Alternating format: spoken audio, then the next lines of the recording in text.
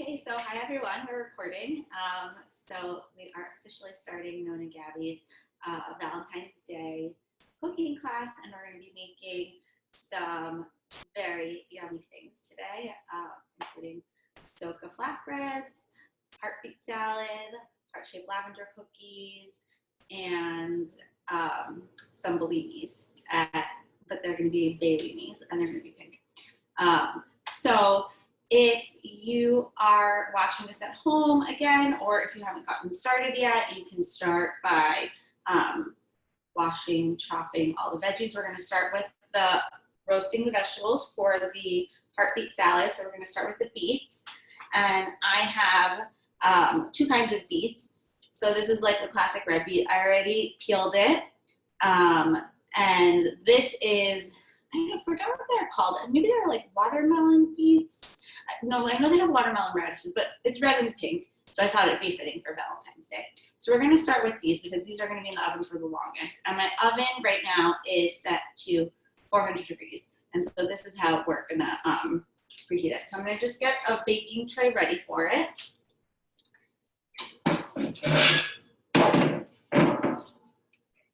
And what I have here is just a plain baking tray. I'm going to set it over here. And then I'm going to cube these guys up so they're small enough so that I can have a bite of them in my salad. But not too tiny. So like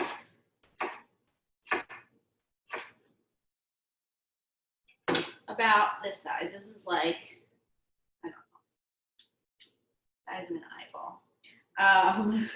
But about like an inch all around, something like that, or half an inch all around, better. So what I'm going to do is just as I'm chopping, I like to just put things directly onto the baking sheet.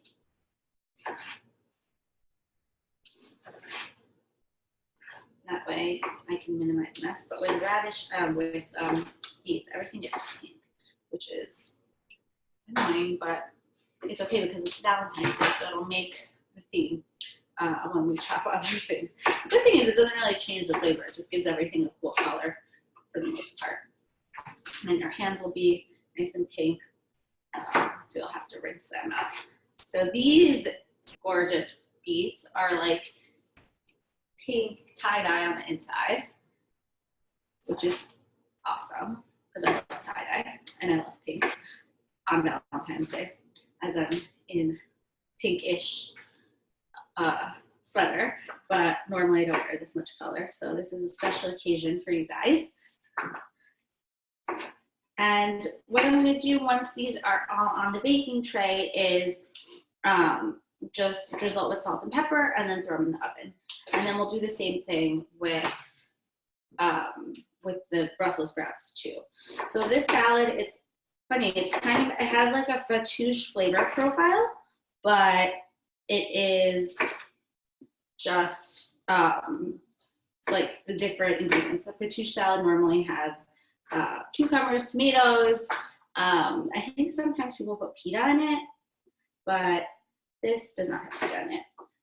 There's some beet particles that look a little questionable, so I'm chopping them off if you're wondering why I'm not chopping my whole beet. So this particular one.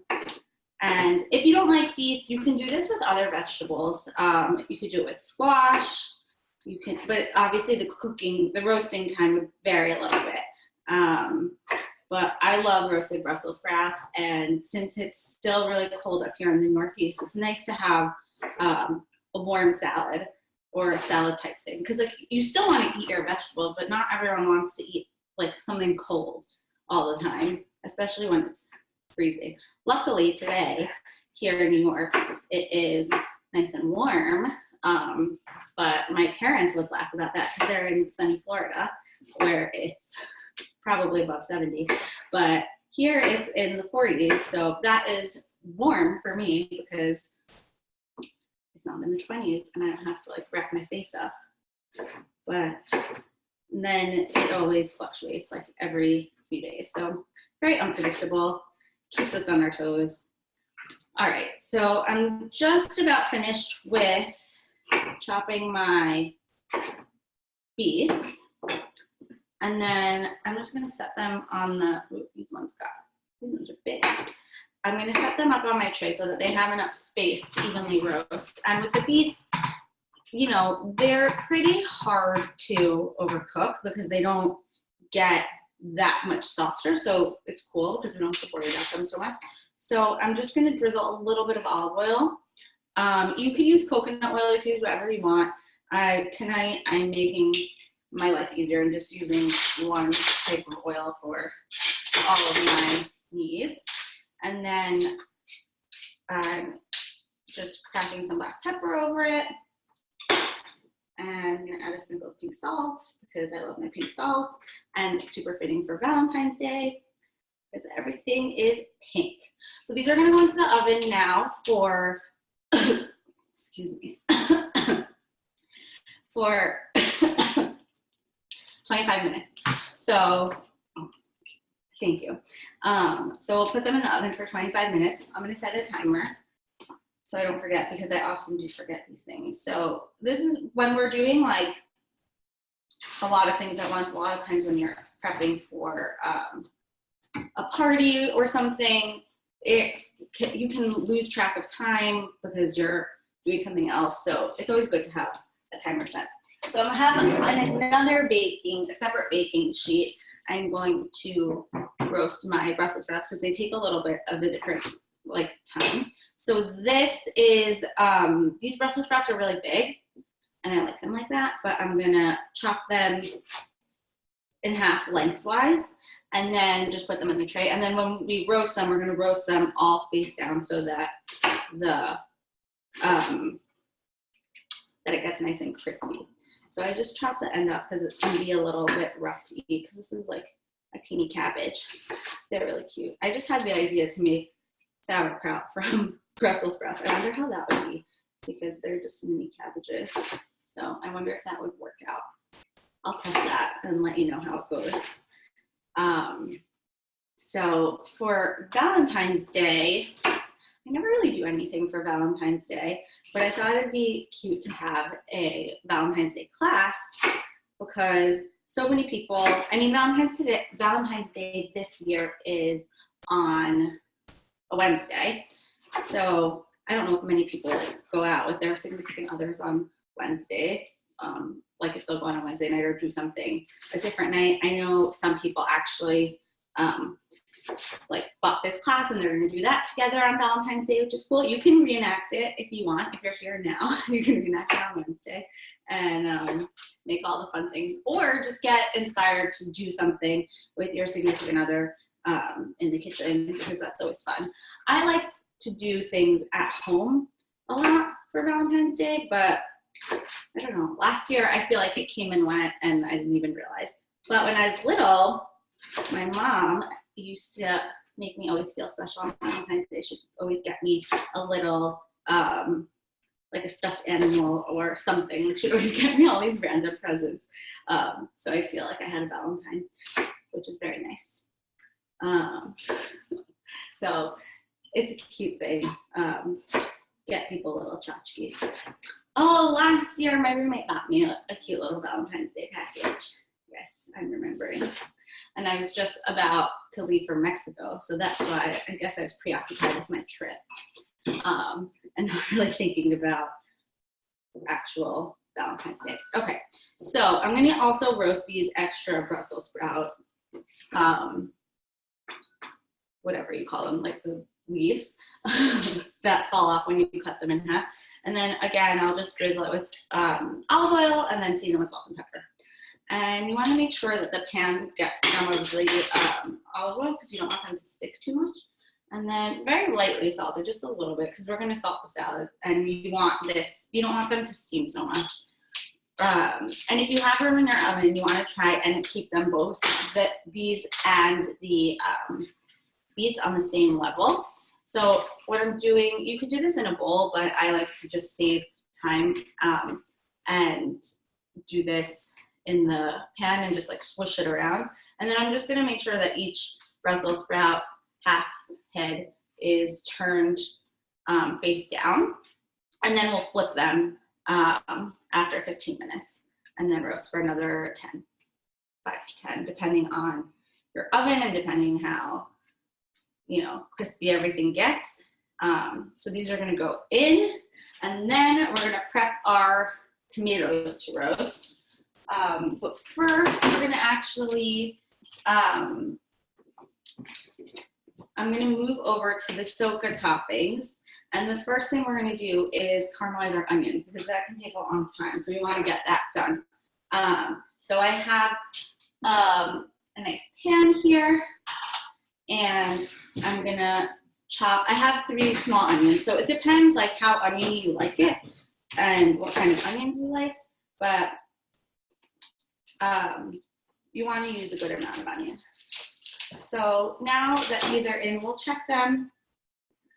So it's been about 5 minutes. So in 15 minutes, we'll check the Brussels sprouts and take them out, and then we'll have both the vegetables done. And so it's good that we're doing it first, because we also want all the veggies to cool for our salad. Or you can do it closer to the, you know, salad time, but they'll stay relatively warm if you keep them out on the tray. So I'm just peeling back my onion. And what you want to do is, for the onion, I haven't started chopping yet, but if you're ahead of me, you can start chopping.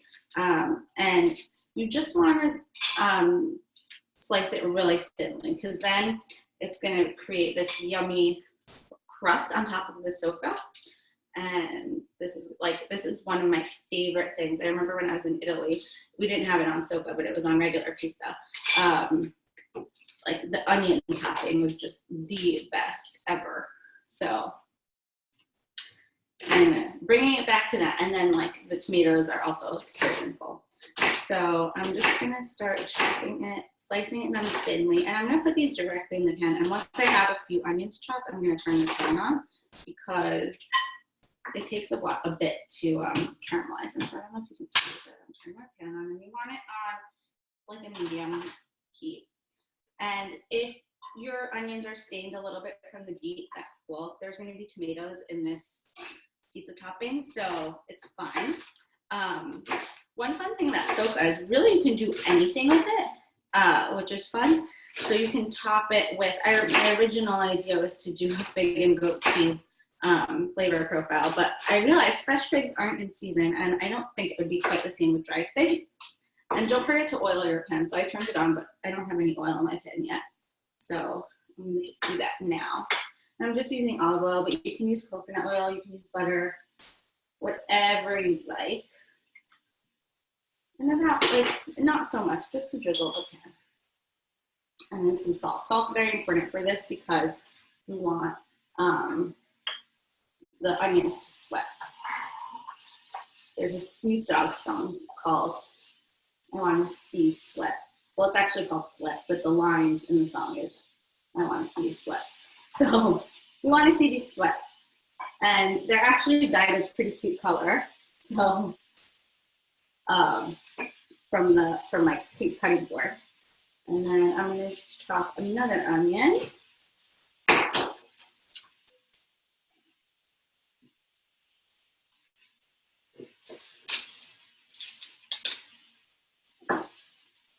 Peel back the skin. And then I made this bowl into like a teeny garbage bowl.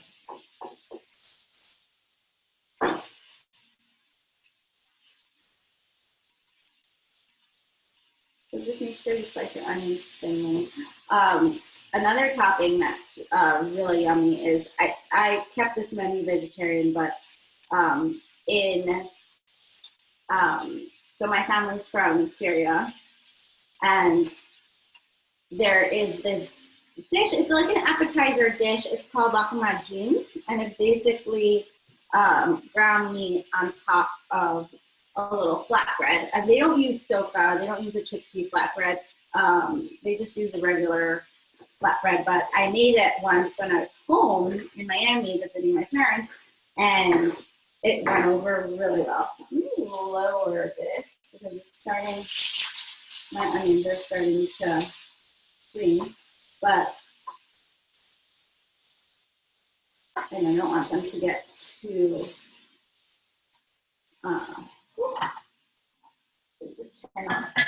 Ah, my tricky burner. Okay.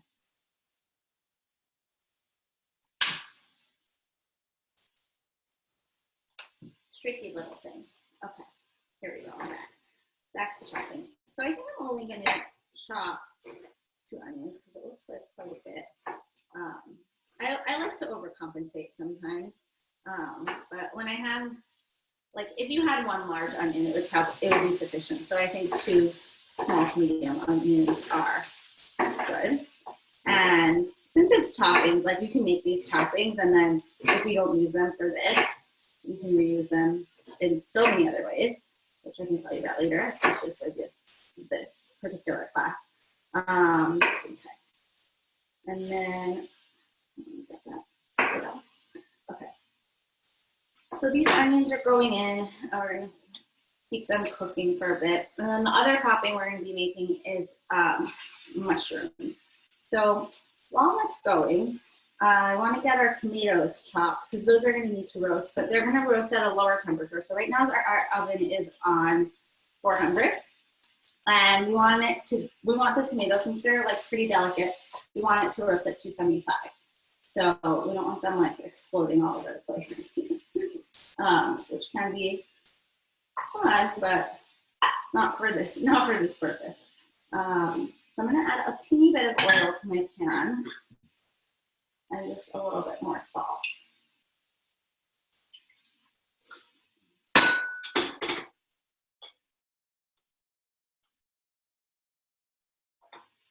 Yeah, and the onions have a nice little pink tint because I was using the same knife from the Beet.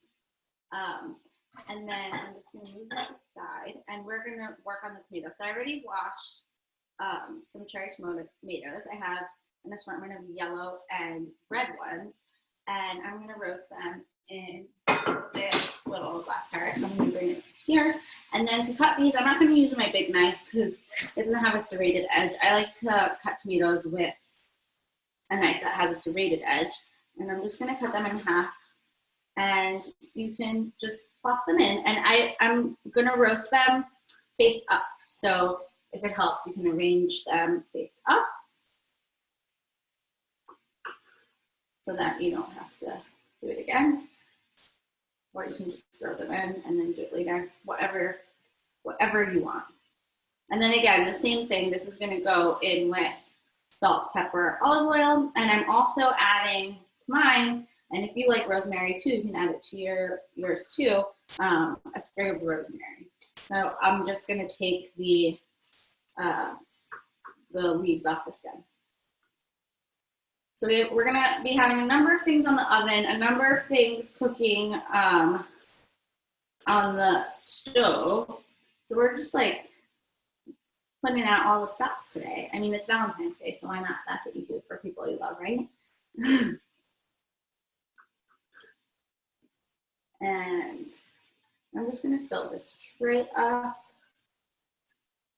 with the tomatoes. And they don't need that much space. And these are only going to roast for about 20 minutes. Keep cutting these guys up.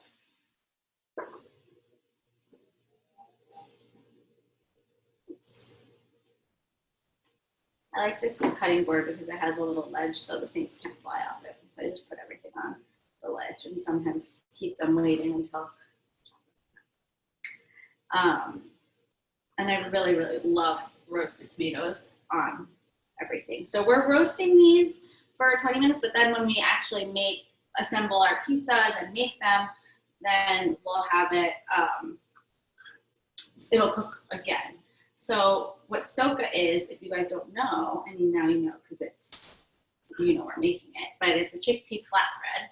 And I'm actually making this, I got inspired to make Socca because there is a restaurant in New York called Cafe Clover, and every time my mom comes to visit, we go there, and for lunch they have a special dish that they don't normally have for dinner, and it's these Socca flatbreads, and my mom absolutely loves them. So I was like, Mom, it's so easy to make. And so when I was home, I attempted to make it, but they didn't have garbanzo bean flour anywhere, so we had to improvise, and we just made regular pizza flatbreads. But so I'm excited to do this, and my mom's actually doing the class too, so now that she'll know how to make it, and so that's very, very exciting. Okay, these 4 tomatoes I'm just gonna leave here because they don't fit in my pan, and I can make a nice salad with them. So again, very pretty tomatoes, and I'm just gonna drizzle some olive oil, sprinkle some salt, sprinkle some pepper. Very easy. A little salt, pepper, and olive oil goes very, very, very, very, very, very, very long way. So we're doing that. Great. And then I have this sprig of rosemary, and I'm just gonna like tear it up into this mix. And then once our roasted vegetables are done, we can throw that in the oven. And then I'm gonna check back on these onions. It looks like they need some stirring and loving.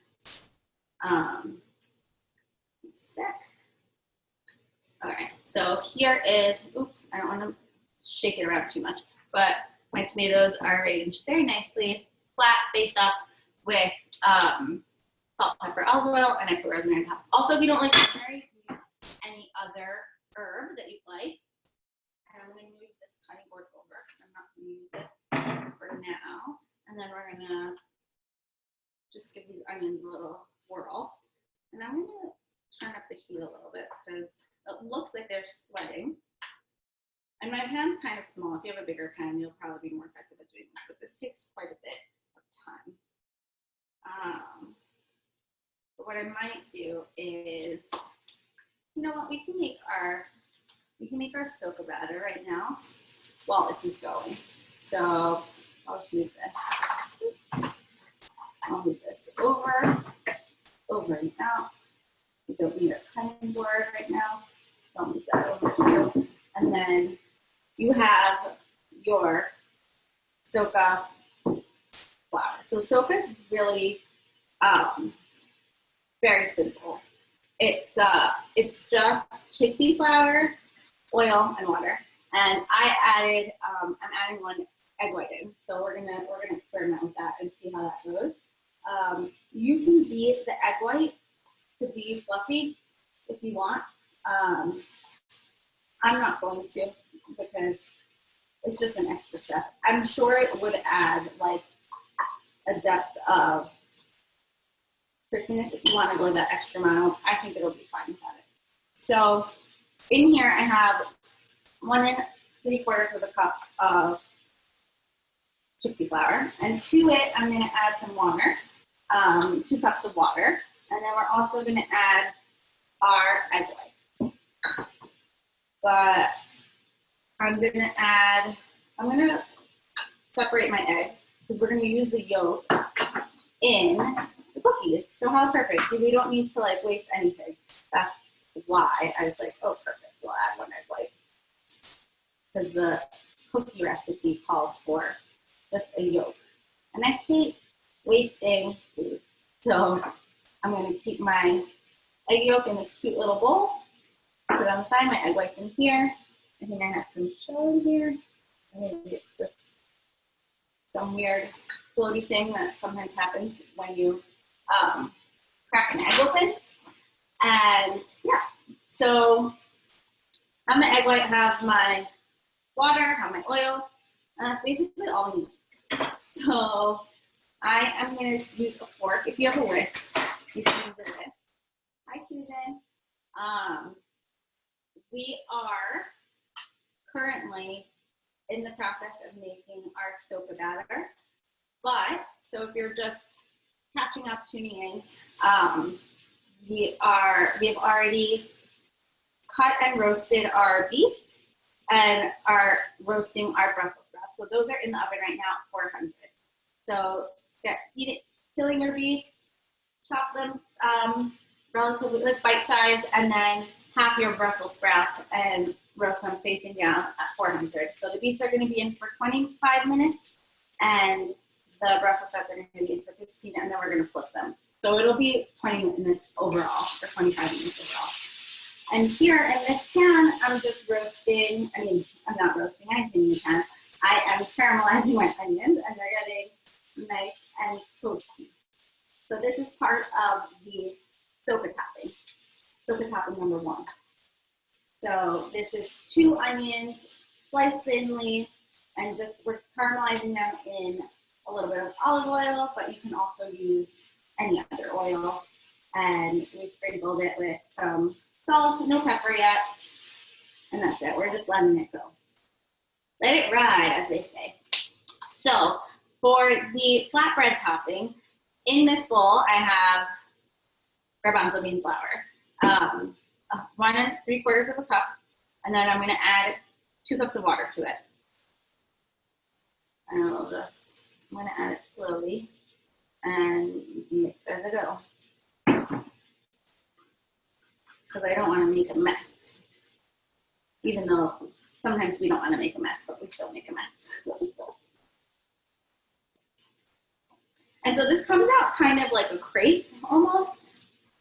You can see that it's already probably like fairly liquidy. But when you bake it, it gets very crispy. So another way to do this, what we're going to be doing is we're going to be frying it. Well, not fry, yeah, I guess like making it like pancakes, like how you would make pancakes. And then we're gonna bake the pancakes and then flip them, and then we're gonna add it to the oven and cook that way. So we're gonna do things a little bit differently than because if you have sorry, I'm losing my train of thought. You can also, if you have a cast iron, you could just make it in the cast iron and then transfer the cast iron into the oven, which is cool because it's one thing instead of 2 things that you're dirtying. Because here we're going to transfer them to a, what's it called? This looks very liquidy to me, but we'll see what happens. Okay, now I'm going to add my egg white in.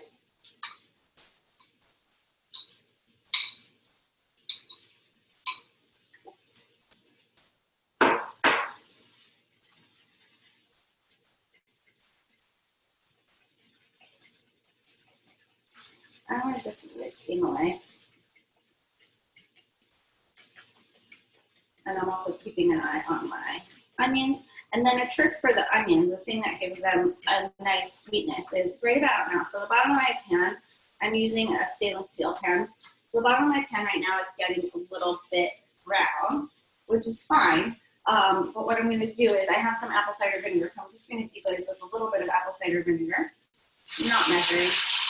Just a splash, and then while that's happening,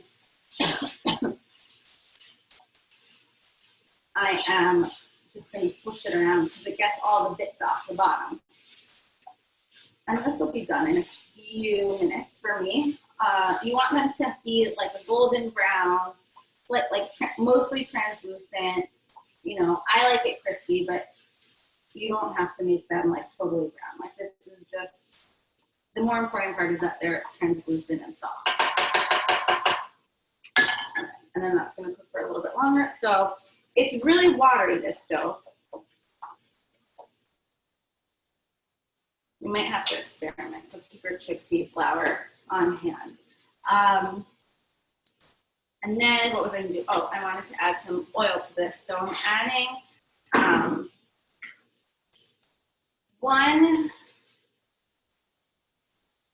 1.5 tablespoons of oil to this dough.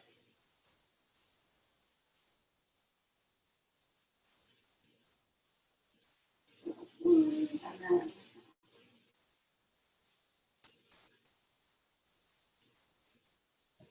okay, great. And then we're just going to put this aside for a bit while we make the rest of our toppings.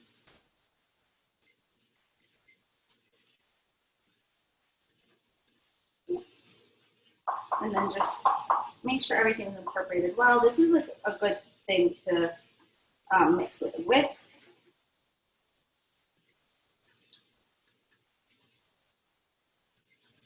But I don't know, I like using a fork. I feel like a lot of times when I use a whisk, stuff gets stuck in the whisk. and then I get frustrated. I don't like being frustrated. Okay, so my Socca batter is made, and it's pretty liquidy. I'm going to set it aside for now and then work on the mushroom topping. And I'm just going to put the, transfer the onions to a clean bowl for later. So we'll have our topping bar ready to go.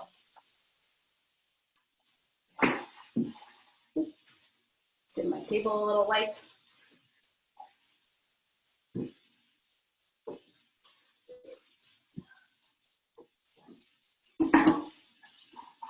And then we can turn this off, but I'm just going to transfer this here. And then in a new pan, I'm going to use a new pan because this one's kind of gnarly from all the onions. I could, like, if you want to keep it in the same pan, you can just keep it in the pan and turn it off. But since I'm challenged in working with only one burner, I'm just going to use it, but you can see it's like black. Don't worry, it's going to be easy, perfectly easy to clean. But, oh, and that is our timer, oops, for the beets. So you can take out the beets, see what happens, you got caught up. You can take out the beets, see if they're semi-tender. What? Yes, be careful when opening the oven. And they look good. Yeah, you want them to be roasted and nice. Perfect, yay. And then the Brussels sprouts, we can flip them and just put them in for another 5 minutes. So flip them onto their back. So take these out? Yeah, they can stay out. So you can keep the beets out and just the Brussels sprouts are pretty roasted. I know, but what do they look like on the other both sides? Yeah. So yeah, we can keep. Okay, so the Brussels sprouts are done. You can flip them, but that's better. 25 minutes unflipped. So, or 20 minutes unflipped. And now we're gonna start with our mushrooms. What? Keep the oven on? Yeah, we can lower it. So now that we have the oven on, we can just lower it to 275. And so we can put our tomatoes in. And for our mushroom topping, so I have a goat cheese and mushroom option for the pizza. If you don't like goat cheese, you can just do mushroom. The restaurant that I was talking about that me and my mom like does hazelnut. So I have a mixture of all kinds of mushrooms. I have maitake mushrooms, I have shiitake mushrooms, and I think, I forgot what these were called hedgehog mushrooms. Very cute name. So I have all these mushrooms, and I'm just going to chop them up and add them to my pan. And we're going to begin the roast. And again, just a teeny bit of olive oil. You can use butter. I love mushrooms roasted in butter. We're going to be using butter in our cookies. So I just wanted to limit that a little bit. Not that I have anything against butter, but like I said, tonight we're making things easy for us. And for shiitake mushrooms, I'm just going to use the caps because the stems are can be kind of hard to chew on. And so if you want, you can go ahead and put your tomatoes into roast at 275. Oh, maybe wait till the oven gets cool enough. And then put them in because we just had it on super high. So it'll probably take 5 minutes or so. So I just take off the stems. You can use bella mushrooms, button mushrooms, any mushroom you like. But I like the taste of like these earthy mushrooms, and I think it'll be good with the goat cheese. I'm such a mushroom girl these days. So I'm just chopping them very thinly, and I'm gonna add them to my pan as well. I can actually I'm gonna turn my pan on now and cook it on medium heat. And then just a drizzle of olive oil, salt, pepper. This is all, we're keeping it very simple and easy for you and your significant other or special cooking buddy. I think it's always fun to cook with friends. I made this with my whole family, and it was fun because everyone has their own thing that they're doing. So if one person's chopping, another person is sauteing, another person's putting together the dough, and then once the dough is ready, everyone has their own, like, oh, I want my pizza with this on it. So we're making two different kinds, but you can play with it and do whatever you want. Like if you didn't like my suggestions for toppings, you can do whatever you want. I wouldn't know. And also, it's like so fun to experiment. So I'm just gonna clean this off from the onions.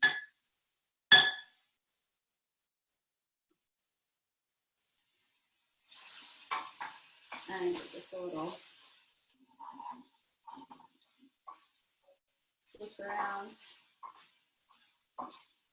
And so finally we're gonna have put these little hog mushrooms in. They're very cute. I just use the whole mushroom and I'm just gonna roughly chop them. But they don't even really need to be chopped so much because they're like little and kind of fall apart. And so at the restaurant that my mom and I like, they do a similar mushroomy pizza. I think it's like they use truffle oil. If you have truffle oil, by the way, which we do in this house, you can add that on as like a final drizzle. It's fun, and it makes you feel fancy. So we're just going to cook these mushrooms down until they are nice and soft. I'm going to add a bit more oil so everything is sticking.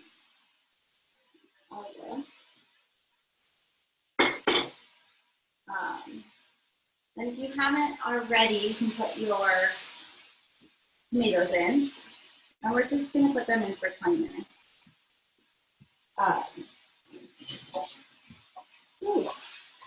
It's getting hot in this mushroomy. This burner just gets so hot.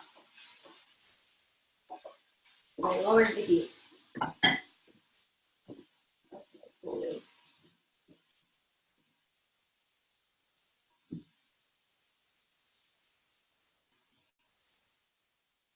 I'm nervous about this soda batter, so I might go grab some more chickpea flour once we start making them. And this is gonna keep cooking. I think that we are done. So with the cutting board, I want to just move it. So this is a garlic clove. I'm just getting it prepped for our dressing. So you will need one garlic clove for your dressing. I'm just smashing it so I can get it out of the way. Get the cutting board out of the way for later use. And then we have our mushrooms roasting. The onions are done. The tomatoes are in the oven, so they're getting nice and juicy for us. And then what we're gonna do now is we're gonna make our dough for the cookies because it has to go in the freezer for 30 minutes. So we'll do that while the mushrooms cook, and then we'll start assembling our soda. So once the mushrooms are done and the tomatoes are done, we can start working with our soda. Okay, so just make sure you have a nice big bowl. And to it, we're gonna add 1 cup of flour. I just mix everything into the bowl. You can do wet to dry or dry to wet. Dry to wet. All the wet in one and then dry. But I am being a rebel right now and just throwing everything in one. And then actually, you might want to wash your hands. I've touched some garlic and some onion, so I might wash my hands in a second when we have to start mixing. but I want to get everything in here. And I just like mixing everything because with cookies, it's pretty easy. It's not a cake and it doesn't matter too much. So I put my egg yolk in, 1 stick of butter, make sure it's room temperature, or if it's not room temperature, you can melt it, or if you want, like you can put it by the stove and it'll cool down, it'll warm up pretty quickly. And here I have a 1/4 cup of coconut sugar. So in the recipe, I mentioned that you can use all-purpose flour. I'm using a gluten-free flour and I'm using coconut sugar. You can do this with all-purpose and regular sugar. It'll come out just the same. The coconut sugar will give it a different color because coconut sugar is really brown. And then 2 teaspoons of vanilla extract. So we have 1 cup of flour plus 2 teaspoons of flour, and then egg yolk, and an egg yolk and a stick of butter, and then 2 teaspoons of vanilla.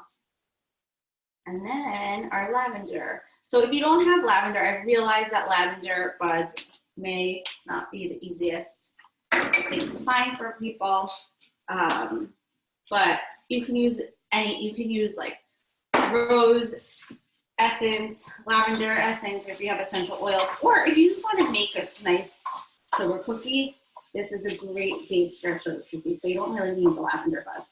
I happen to have them because I love lavender. And sometimes I put it in my tea and everything. Excuse me, I'm gonna blow my nose and quickly wash my hands. I want to show you my trick with the lavender buds. 1 second.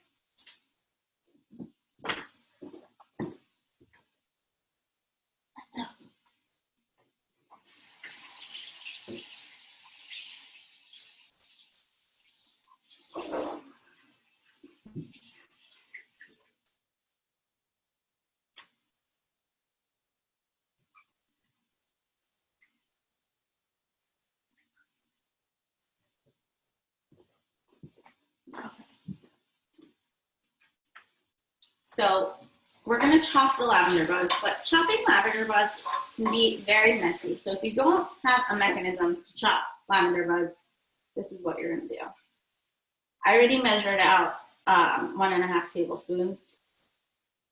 And what I'm going to do is just kind of like squish it around with my fingers. They break apart kind of easily. Like you can't really chop them that well. So I'm just kind of like pulverizing them with my fingers and sprinkling them in. And then it looks really pretty all together.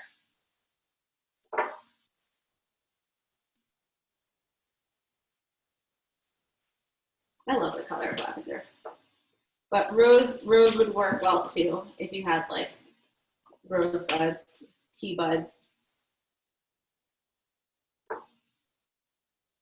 And yeah, melted butter also.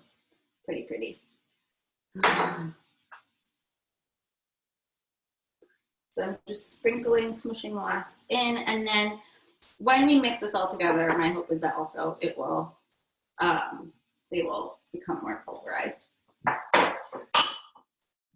I'm just gonna use a fork to do it, and I'm checking on my mushrooms. They're doing just fine. Just giving them a little swish around the pan. It's amazing how much mushrooms shrink. Very amazing. So I'm gonna use a fork, but you can also use a whisk. If you have like a bread mixer, that's cool too, but I like to use the fork because it helps break the butter up. And so these will be kind of soft once we mix everything. And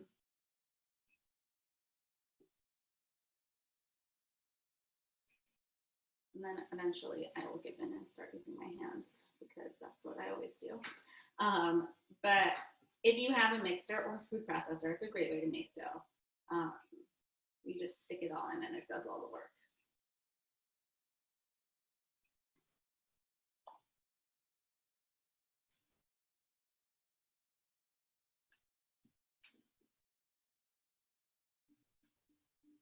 Oh, and then also I forgot to add honey, but we can add that once the butter is creamed in. I'm going to start using my hands.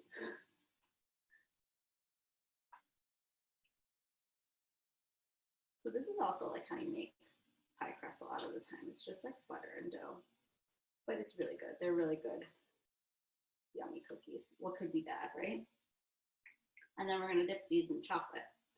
Oh, and that reminds me, I need to get my, so I have heart-shaped cookie cutters. If you don't, you can shape them into hearts, but if you don't have the time or patience, that was my idea with the Socca too, is to make heart-shaped Socca flatbreads. So because this dough is so like wet and crumbly, that's why we're putting it in the freezer. But I'm just getting it all together in one lump. And then I am going to add some honey to this. And then we'll have to do another hand wash in a bit. Where is my honey? I just need 1 tablespoon, but oh, it's over here on this side. Let me did it. Gaby, can I ask a question? A tablespoon of honey. Gaby, can I ask a question? Yes, of course. So I bought pre-made dough that came in a ball. Great. And just give me the short version of what I'm supposed to do with it. So it's pre-made dough. So it's already, what is it? Just cookie dough? No, sorry, I'm talking about the flatbread. Oh, the flatbread? Oh, so you just want to toast, make sure it's toasted right now. That's it. What do you mean toasted? Like, what do the directions say to cook it? Is it just like a regular old flatbread that you just have to put in the oven? Oh, if it's a pizza dough, just follow the instructions on the box. Okay. To The cook bag. it, and then like before you put the toppings on. Okay. And then when we put the toppings on, you'll put the toppings on together, and then okay. And then we'll rebake it. But I think you probably, if you have a pre-made dough situation, then you probably have to cook it before putting the toppings on, which is what we're going to do with our Socca, but it's going to be a different process. So you're just going to put it in the oven for a bit before. So have you pounded the thing into the flatbread circles yet? No, we haven't done that yet. Okay, thanks. Okay. So now you see I added my honey and my dough is super sticky, also probably because it's warm. And then, see, I have like sticky hands. So I will go quickly do a hand wash. And my mushrooms are almost done. So when we come back, we're going to form this into a log wrap around it and then put it in the oven. So I'll be right back to get rid of these sticky hands. And if you have sticky hands too, feel free to wash also.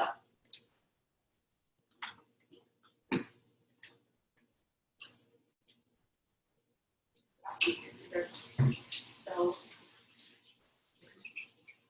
yeah.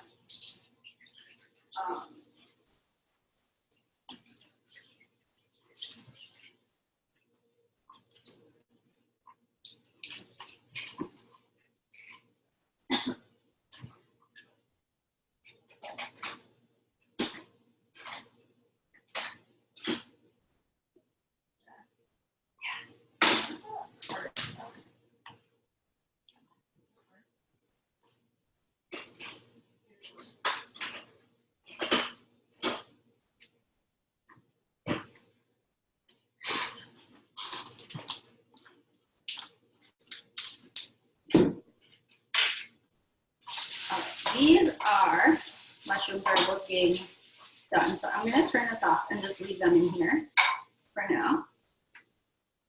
And just move it aside. So we're like moving along. And our tomatoes should be done in the next 7 minutes. And then we're going to pick the oven back up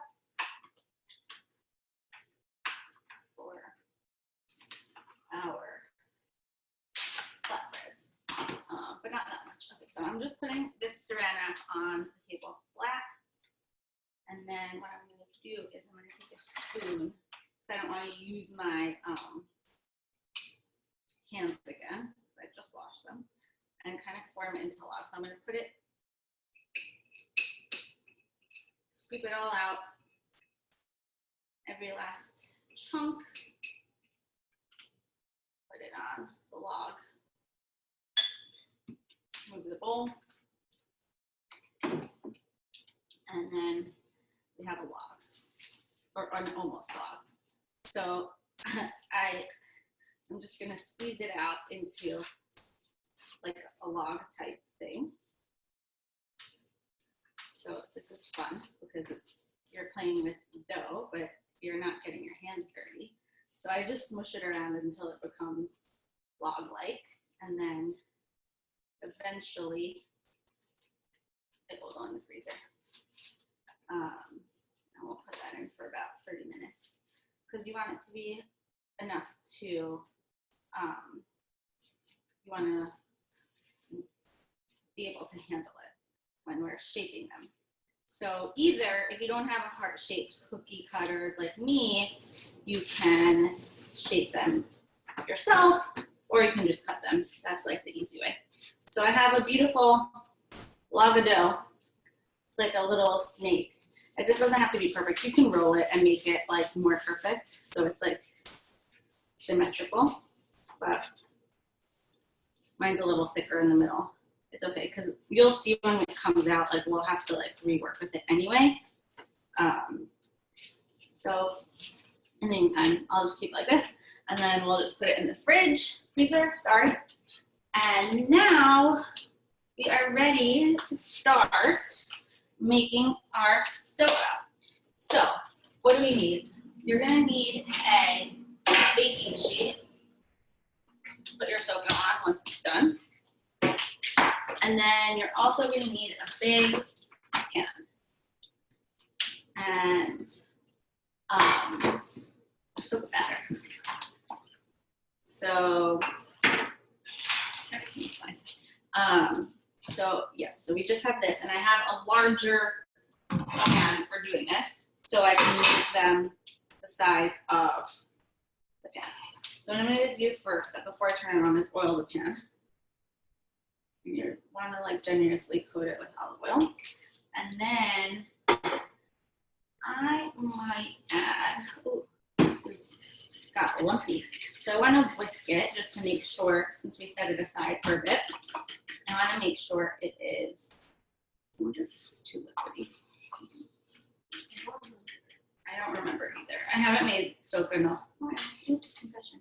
I might add a little bit more, because I know my measuring, sorry. You can also make one. Yeah, I'm going to make one and see, but I'm going to add a teeny bit more because I know my measuring is probably a little off. So I'll just add a little sprinkle. And then whisk. So what you're going to do is you're going to put these in the pan and fry it like a pancake. And it's going to be a thin pancake. And then once it's done, we're going to cook it for about 2 minutes on each side. It's going to be it'll bubble a little bit.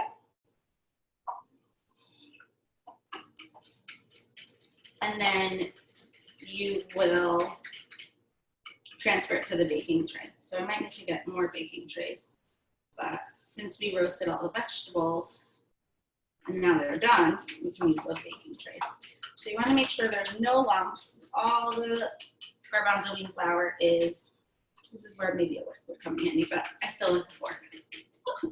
And as you can see, I don't know if you guys can see, but I have some Happy New Year decorations behind my head because I don't want to take them down yet. It's February, it's still cold. Oops, I'm sorry.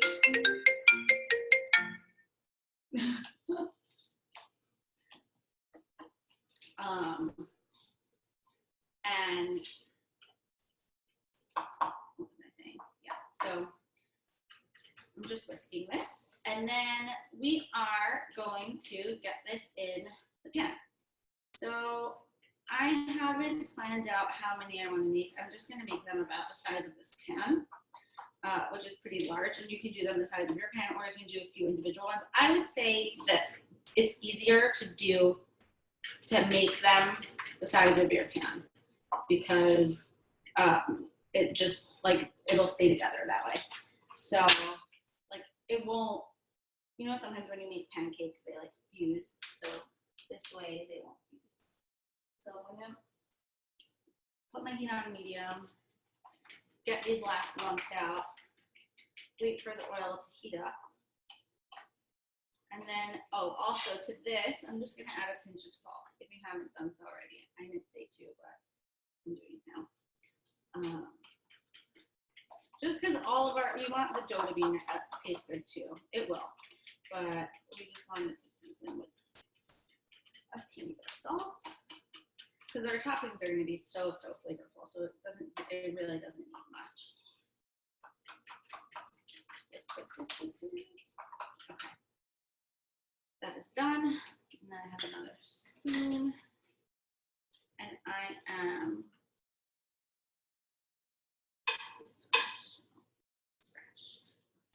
and I'm just gonna pour. I'm not even gonna use the spoon because it's so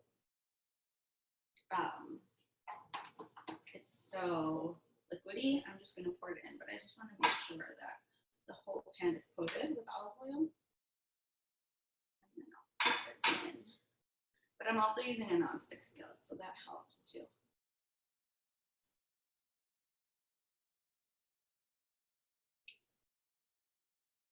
I think this will make probably 2 of this size. Good. Oops. And now we wait. Let's see what happens. So it's bubbling and you see the air bubbles forming. And then you want to make sure you have a nice spatula. It would be cool if I had a silicone one. It's on my list of things to get. And you want to wait till the edges are brown and bubbly. I just want to make sure this is on the center part. So that is our tomato timer. So if you've been roasting your tomatoes, they can come out now, and just keep them on the side, and we'll assemble these Socca babies together. So the cool thing about doing this in a cast iron is you don't have to flip. They look like they're not that cooked. Yeah, we can cook them in for long. It's on what? 275. Maybe it's too low. Or Maybe our oven is weird. Okay, so my oven is not totally cooked, but we can, so we're gonna put them on for a little longer. Okay, so my Socca is now bubbling. I don't know if you guys can see. So this is the point where I want to flip it. You want to be very careful. I'm actually gonna turn this off to flip it because my heat is so hot. And because this is so big, I'm slightly nervous. I might have to use a double spatula. Ooh. But it's coming out. So I'm sorry for the noise, but it looks, I'm gonna come over and show it to you. So this is what it looks like. You can see how it's bubbling, and I wanna flip it, okay? So I'm gonna attempt to do that without breaking it. Wish me luck. So if you have a smaller pan, it'll probably be easier because you can laugh and watch me almost burn myself.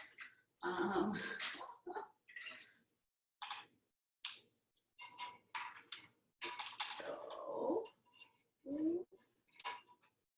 like want to use my hands, but I hear everyone in the back of my head being like, "Don't do it." I need a fork.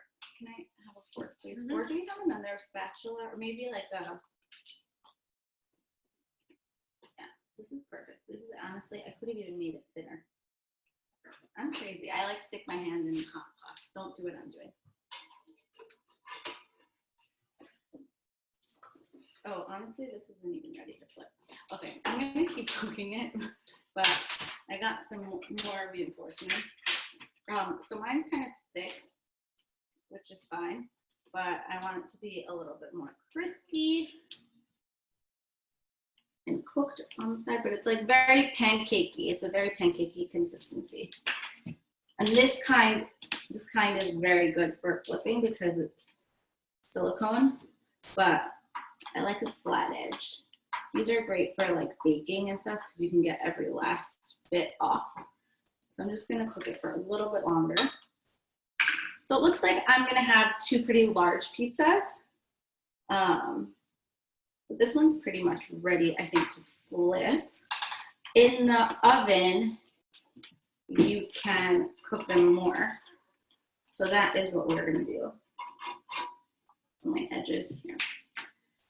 Guys, this is, you're watching me, this is like, I feel like I'm about to do like a, oh, I broke it. No. Okay, I'm turning this off again. This is also a fun thing to do with a friend because you can call them and have them help you. Want me to help you? Yeah. Well, I want to see if I can do it on my own. I have a friend here, but let's see. We also don't want to. Yeah, maybe we can. Can this like slide? I wonder if the middle part is stuck. I hope you guys are enjoying my commentary. Oh, here it is. It's not stuck. I'm just unsticking the middle part. Oopsie. What happens when you scratch your non-stick pans? They stop being non-stick. Uh-oh.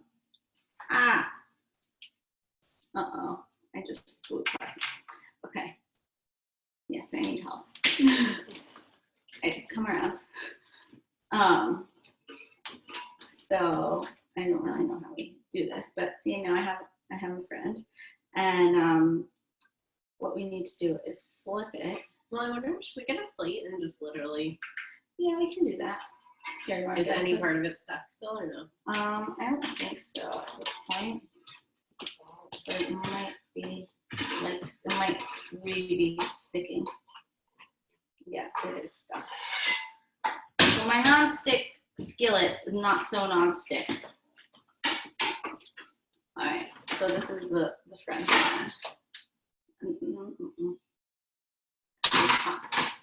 Here, just put it here. Do this. Oh, see, this part was sticking. All right, guys. So maybe I'll make some smaller ones then, so it'll be easier to flip. But attempt 1, success, kind of. So what we're gonna do now is, I wonder if the liquidy batter even would. yeah. Sorry, friends. Yeah. So we have like a little. But wait. Okay. My pizza crust looks like this right now. But it tastes fine. So what I'm gonna do is I'm gonna make some little ones and then flip them. So hopefully your pans are better than mine. So I'm gonna make a little one in the corner and then see what happens. And they might not be perfectly shaped, but I think it'll be easier to handle. So we'll have like mini ones. And then I'll re-toast these pieces, these pizza pieces. So everything, so we don't lose any. So they'll be like, you know how I said it's like the, were these the shape of my heart? I don't remember what crazy names I came up with, but I heart Socca pizza. So it was gonna be heart-shaped pizzas, but everyone has a different shape that they like. So these are all gonna be like funky shapes.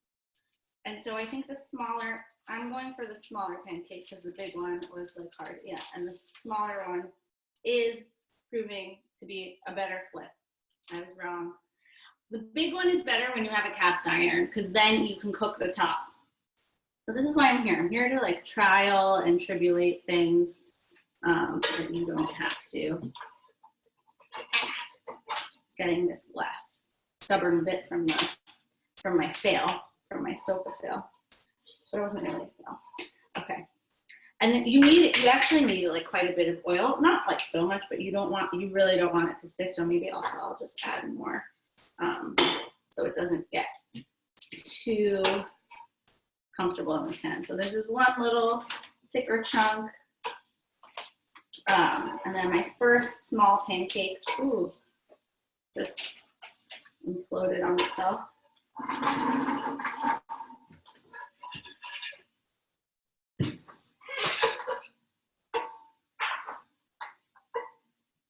And I am flipping that. And then I'm gonna add another small pancake. Yeah, Yeah, just wanted to tell you, I made them smaller too. It works better for me. yeah, I know, I'm seeing that. I just wanted to make them big, think big. See, that's my mom with the wise words. Yeah, so when you make them smaller, it works. Did you try to make it big? Well, so this is good. You have mini pizzas for mini occasions. And everyone can make their own topping. So I'm putting this one. So I'm starting to have a little plate of pizza. And it really doesn't need that much time. You can make them relatively thin. Oopsie. Once it starts bubbling, it's ready to flip. And you want to keep oiling your pan so it's nice and greased. Right now, on lower heat.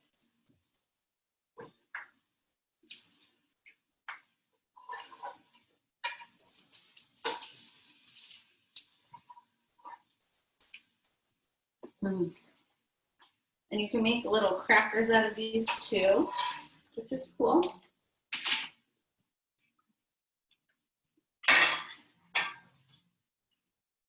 Try and make a nice round one. The problem is my pan on the side. Well, maybe I can make them in the middle. I'm just nervous about the middle. These are all going to be funky looking shapes, but it's okay. And then we're going to rebake them anyway, so it'll be all the different flatbread shapes. I don't know how this little guy got here. A little chunk. That's weird.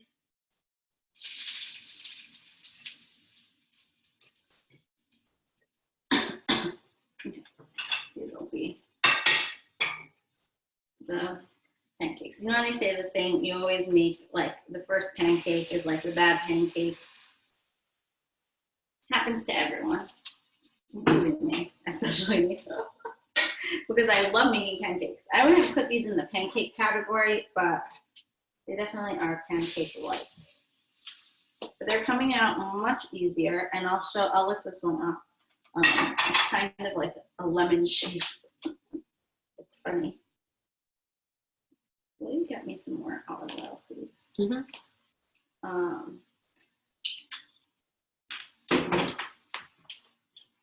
These are getting nice and crispy. Perfect. Amazing, thanks. And then this one we'll get a flip. And here, so this is like one of my Socca, so it looks like this. Don't touch it because it just came off the pan. Super hot. And then I'm gonna add some more to the pan.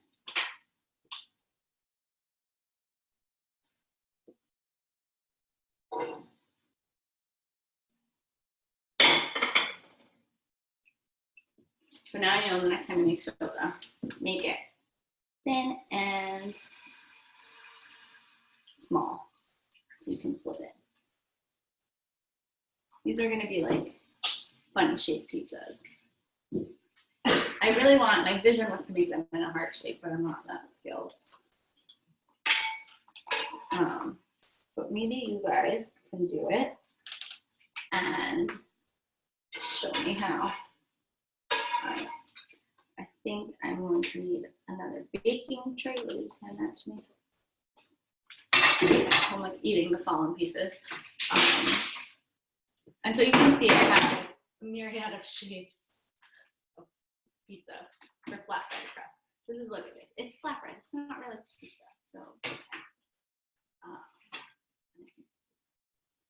Brussels sprout. Wheat.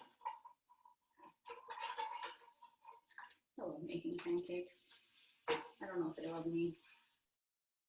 I think they do.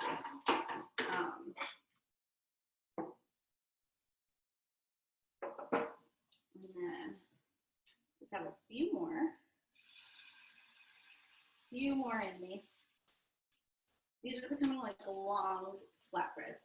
They're actually kind of cool. I'm into them. Do the flatbread things. I'm very excited about this. Ooh, I'm gonna do that. That one's not fully set. This one is. And then we're gonna bake these in the oven more once we top them.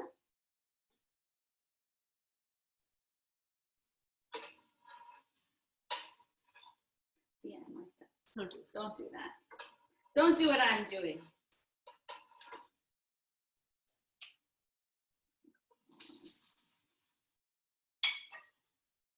So these are like mini Socca flatbread attempts, which is good. I'll turn it into something. Nothing goes to waste in this house. Okay, this one is done.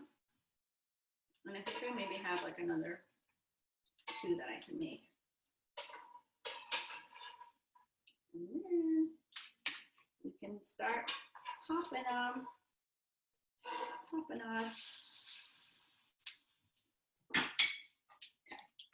And then I add some more olive oil. It's fun experimenting in the kitchen.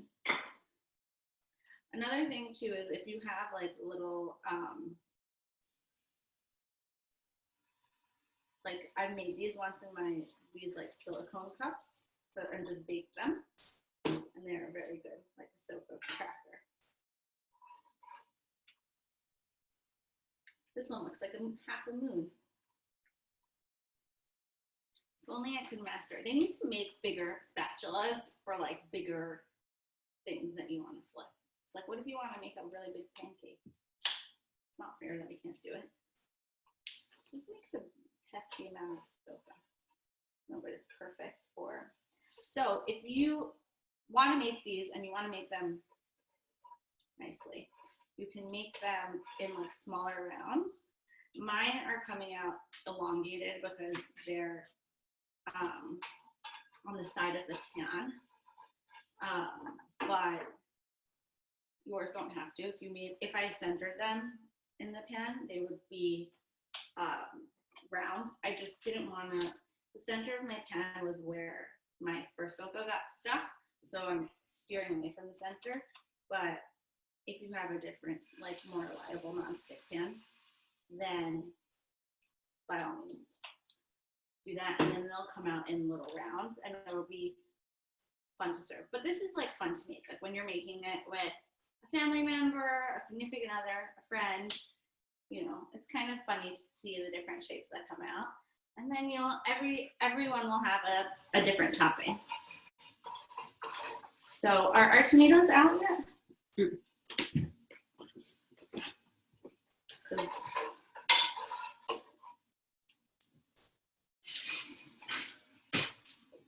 So the half moon flipped, okay. It's just like a little like juicy. Oh, maybe. I want them on like round. Yeah, but maybe they will. I don't know. It's so funny because my oven at home in Florida, when I made these, like they got so the tomatoes got so blistered. So you really have to wash ovens because they're all different, and they all cook differently. Right, I think that I have maybe one more Socca left, which is perfect because I'm running out of room here and I don't move these around. So so that they fit over this. And see. I think this one's done. Yeah. So even though I told you not to stick your hand in the pot, I know that you see that I'm doing it anyway. I'm very bad at following my own directions. And I'm going to switch this to go here, this to go there, and then maybe the left one.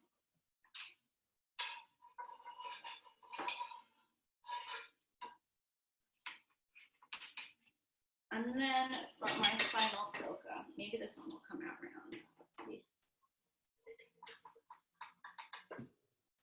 Let's see. I'm going to aim for the middle one because I have a full tray. I'm going to aim for one in the middle.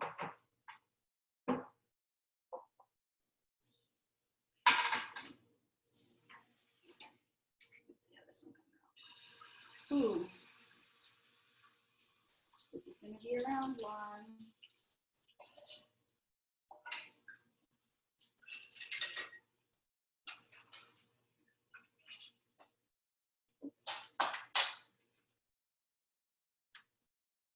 It looks like it has like a sun, like spider edges.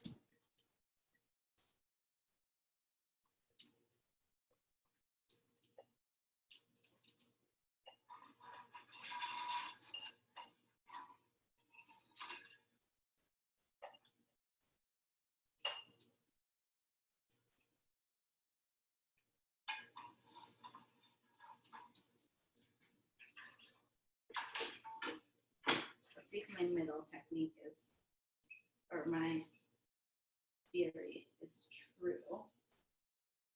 Yeah, I think it was best to keep it on the side. Oh well. Let's see how this turns out.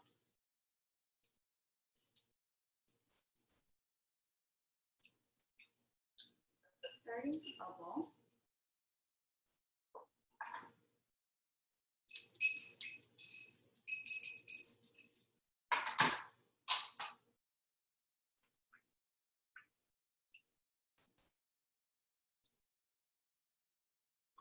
Oops. I think it's the water while you wait.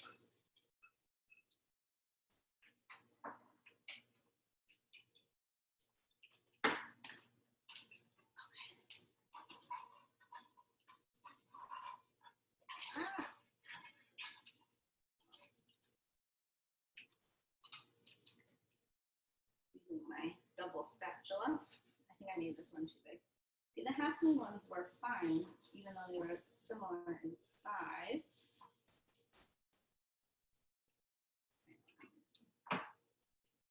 My oil around the side, and then when I flip it, it'll be ready to go. So I'm getting underneath.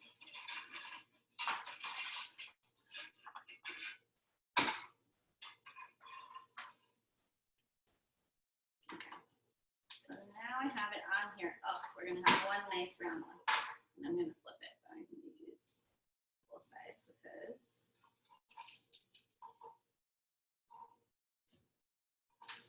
yes. Double spatula flip. Check me out. So we're cooking that for another few minutes. And then I think our cookies are almost ready to come out. Or maybe, oh, they might actually be ready to come out of the oven. Of the freezer, sorry. They're like hard. Yeah. Okay, you can put it back in. I'll take them out in a second. And then You don't want it to be totally frozen, do you? no. Just keep them in for a bit because I want them to be firm and it's warm here. So, okay, this last one I'm going to keep in here for now. Maybe I'll make room on a different tray. Oh, see, don't do that. Okay, so we're going to start assembling our flatbreads in a second. I am going to rinse my hands, clear some of the stuff away, and get all of our toppings here so that we can do that. So if you'd like to gather your goat cheese, your mushrooms, your tomatoes and your onions and meet back here in 5 minutes or less. We will do that, okay? So I'm gonna get some of this stuff out of the way and wash my hands so I can be ready to top, because obviously I'm gonna use my hands to top pizza.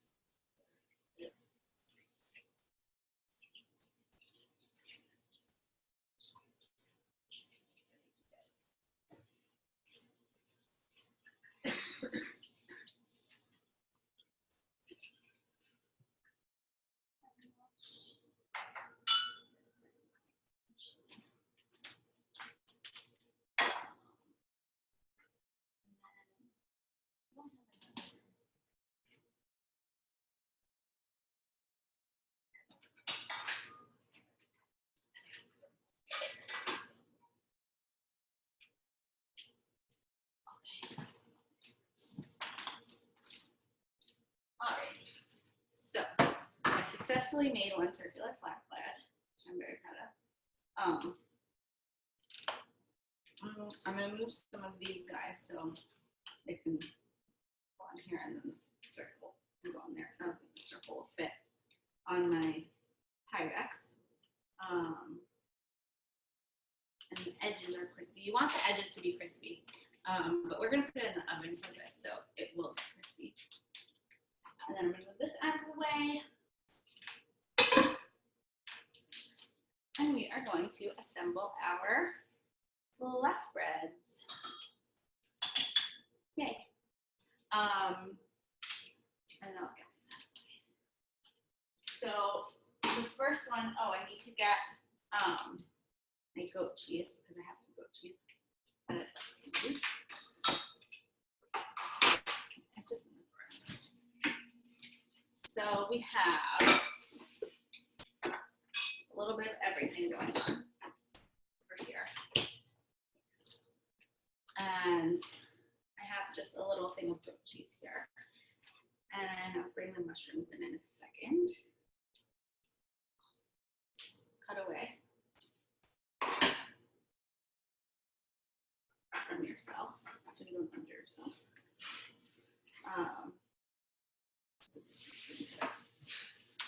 So I'm just opening my goat cheese up. What is this? Yeah, that's fine. Whoop. And then will you just open this with scissors?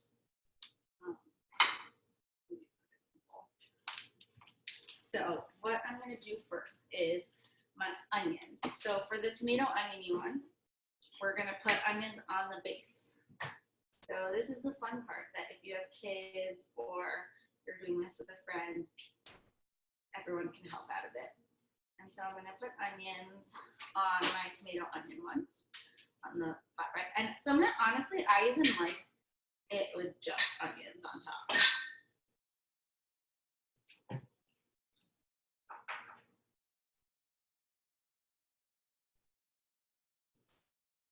And so I'm going to do one tray with just onions and tomatoes, and then the other trays will be with the mushrooms. So that one can just be a cracker. Some of these are just going to be crackers because I had some interesting shaped Socca pieces. Okay. So I've spread out all my oniony bits. And then I'm going to just do a paper towel cleaning. And then I have my tomatoes over here. Tomatoes. But they're slightly blistered and puffed up, if you can see. And I'm going to add them to the topping. So just gonna put it on a tray at the top and put them on top of these guys.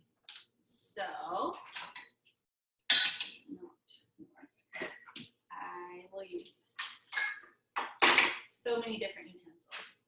So I'm just gonna scoop the tomatoes up, and you can put them on face up. Oh, these are like totally down. And then you can add some rosemary that also was on there. Oh, these are exploded. Explosive tomatoes. So it gives a nice color. Oops.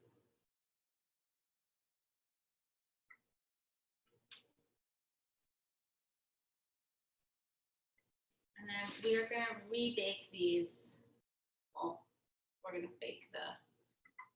So you don't want your tomatoes to be, you see how mine are a little smushed. You want them to be not so smushy, but they're still going to taste delicious. But a lot of the juice came out of them, which is why it's like that. And I'm just putting them on distributing everything evenly onto the flatbreads. There we go. There we have our tomato and onions flatbreads, and then I'm gonna make the mushroom ones. So I'm gonna I have my mushrooms here, and here, let's move this out of the way. Everything, and since this pan is cold, I can reach my hand in it, so don't worry. And I'm gonna just put mushrooms evenly on these pizzas, and you can even have more mushrooms. Like, I think I'm short on some mushrooms, but the goat cheese, it'll be fine. So you want to evenly distribute your mushrooms, and then put the goat cheese on top and kind of distribute that evenly as well. So it's fun, like you're getting your hands dirty, hopefully smiling, having a good time. All right. And then I also, so for these mushroom and what are they called? Goat cheese flatbreads. I also added arugula. So when they come out, but that doesn't go on top until this comes out. So, and what you're gonna do is you just scoop the goat cheese and then just crumble it on top. These little crumbles. I don't want to use my hands in this because we might not use all of it. I think it will be good. I'm really not good at using utensils. I always revert to using my hands. I don't know if anyone else is the same way. And if you want, you can put some goat cheese on the tomato ones. So, and then you can, if you want to go really crazy, maybe I'll do that for one of them. Or you can just make plain goat cheese. I mean, the possibilities are really endless with this recipe for Socca's, because. And if you want to go really crazy, you can put stuff in the Socca, like make it different flavors, like rosemary, garlic, or, but I just kept it traditional so that our toppings can be wild. Wild and crazy. Okay, so when we put these back in the oven, we just need them to heat for another 10 minutes. And then we'll be ready. So the oven, you can put the oven on 350 and get it ready for that temperature, and it's perfect because our cookies will cook at that temperature too. And then we'll start shaping the cookies. I'm making myself a little snack. You can try this too. I had a little Socca getaway, like a piece of Socca over there, so I'm making myself a little getaway. And then, I mean, a treat. And then obviously wash your hands. That's what I'm gonna do. And then these can go in the oven. I'll tell you when. Okay. So have a little snack. Wash your hands. Be right back.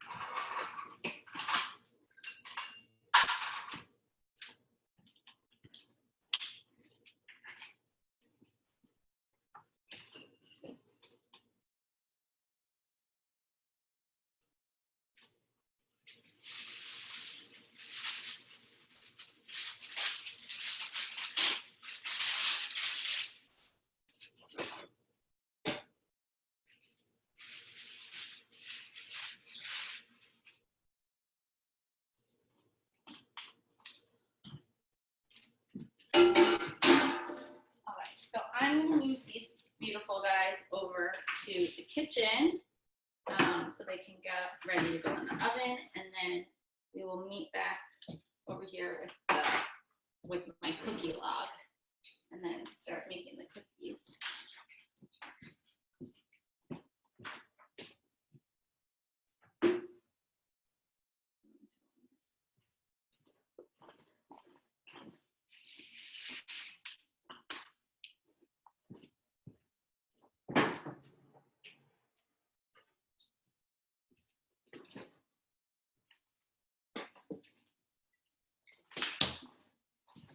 Okay, so this cookie log is pretty stiff, which is fine. Oh, and then you'll also need a knife to cut it with. So I'm going to need to get a knife in a second.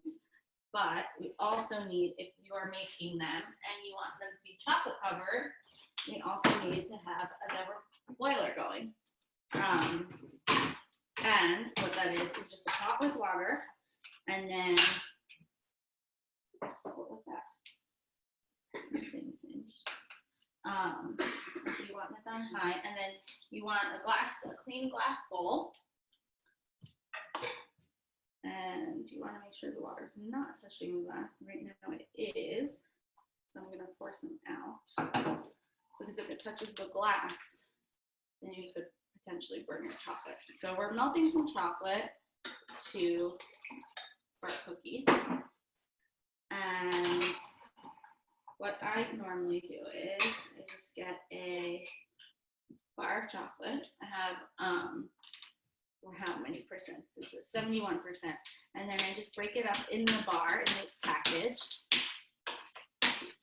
You get a chocolate of your choice. If you're dairy-free, huge chocolate has no dairy in it.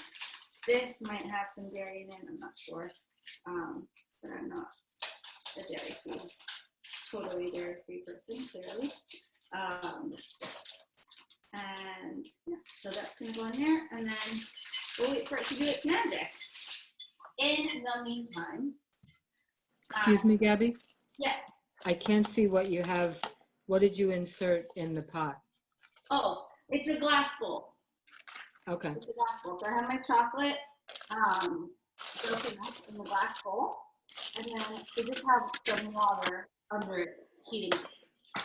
So Some water underneath. I'm melting the chocolate. Thank you. You're welcome.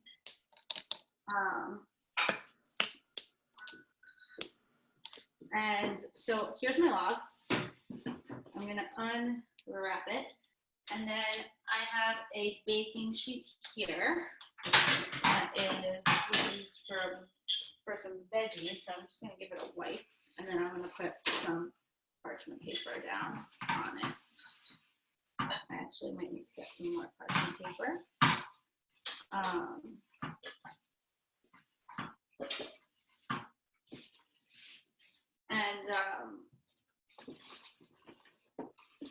And then I'm going to put this parchment paper down on the, so I also like to use parchment paper, not just for baking and stuff, but also to work on. So this is going on here, where the cookies are going to go. So we can set that aside so you can see what I'm doing. So set your parchment paper aside. And then I'm going to have a little working station of parchment paper. And I have my log of cookies that I'm going to unwrap.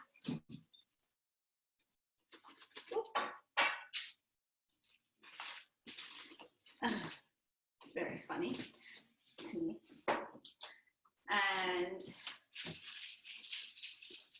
I am just going to slice this into about ½ inch rounds, and then you'll see what I'll do. And then we're going to work with it again and again and again. So you can slice them thinner. If you're just baking them not in a heart-shaped, you can do that, like bake them as is, but just cut them a little bit thinner. And we've got some lavender stuff.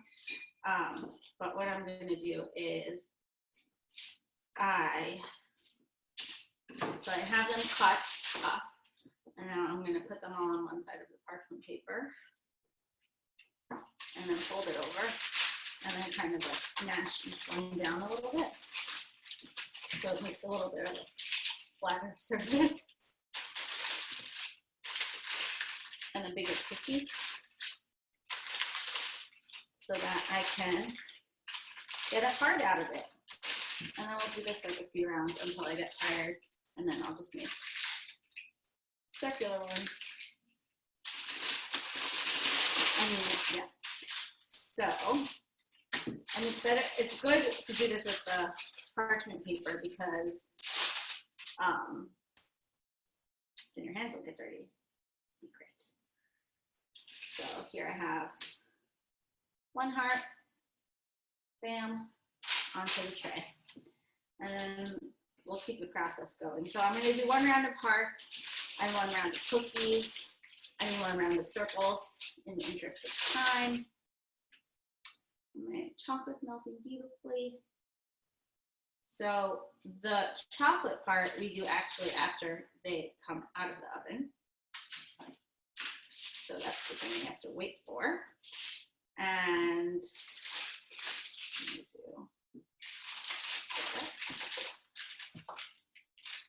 so I'm just flattening each one and then poking the heart shape through. And so with the dough frozen, I don't know if you remember, but non-frozen, it was very sticky. So once it's frozen, it's much easier to work with. The perfect thing. But your hands warm it up very quickly. Deep surprise.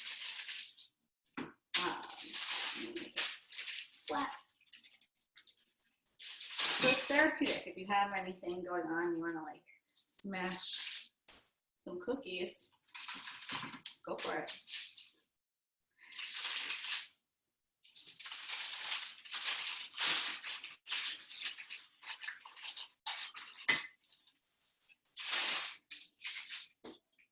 And these come out great. This is also fun. And you can make these in any shape also, by the way, if you have other cookie shapes.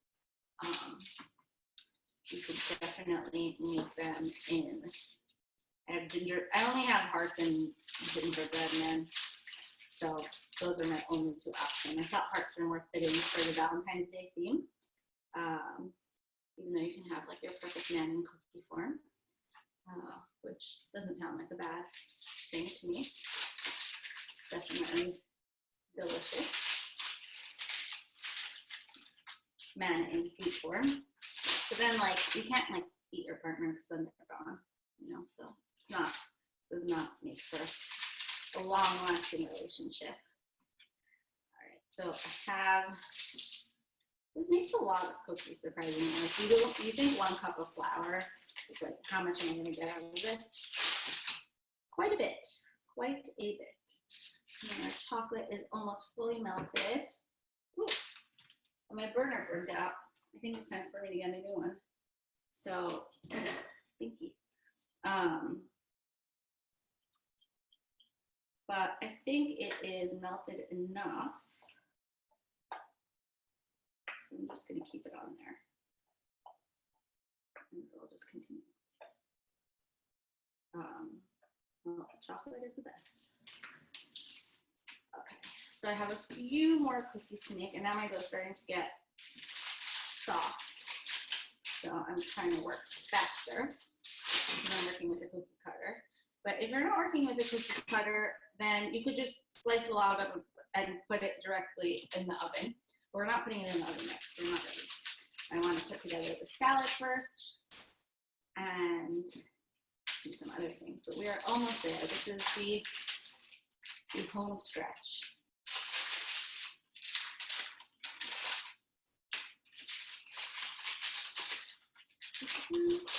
Two for one cookies.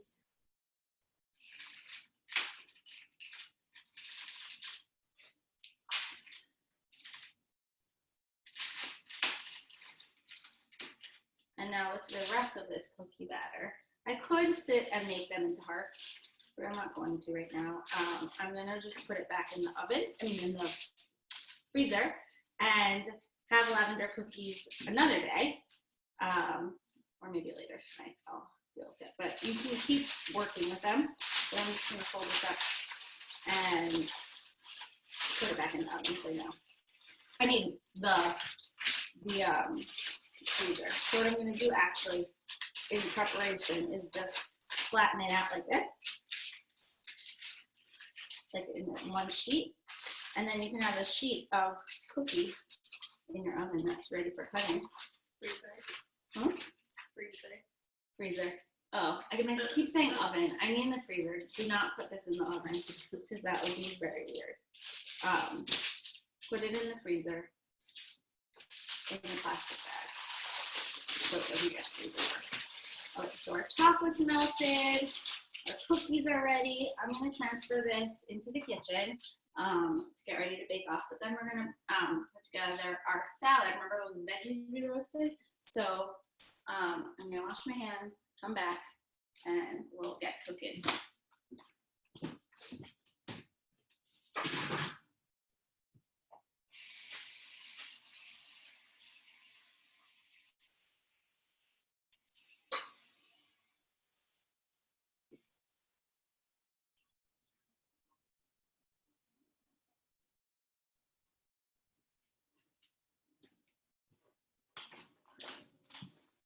So actually the cookies and Socca can go in. Well, I'll just wait for now. But you can put the cookies and Socca both go in for about 8 to 10 minutes. So if you want to cook them at the same time, you can definitely do that. But it's up to you. If you want to have them to serve, you can hold off on cooking them. So in here, I have my Brussels sprouts and my beets. They are perfectly roasted. I'm going to come and give you a close-up of these Brussels sprouts because this is how I love them. Like this. It looks kind of black, but delicious. Perfect caramelization. And so this dressing is an interesting dressing. It's like a fattoush-like dressing. And I'm going to need 2 teaspoons of warm water. So Jess, will you just bring me like a little bit of warm water in the bowl? You can put it in like here or something. And I'm going to use sumac. So if you don't have sumac, you can use paprika instead. But it's a very simple dressing. I'm going to use about half a lemon. Just juice it. I'm going to juice it here. Thank you. This is still warm. Yeah, it's warmish. So I'm going to use about 2 tablespoons. I'm not going to measure because I don't have a tablespoon here. So basically, you just want the sumac.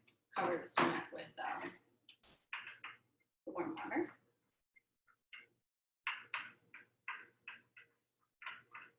Oh, did I not bring the cap for this jar? That was the whole purpose of this. Oh, it is right here. So I like making dressing in a jar because it's fun. And I don't like dealing with like whisking it around. And then it's a storage container. So I'm going to squeeze my lemon.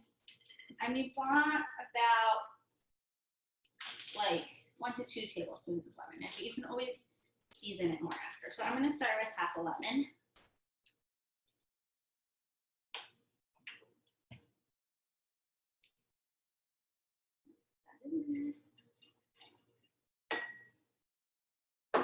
I'll do the whole lemon. This isn't so, it's not such a juicy lemon.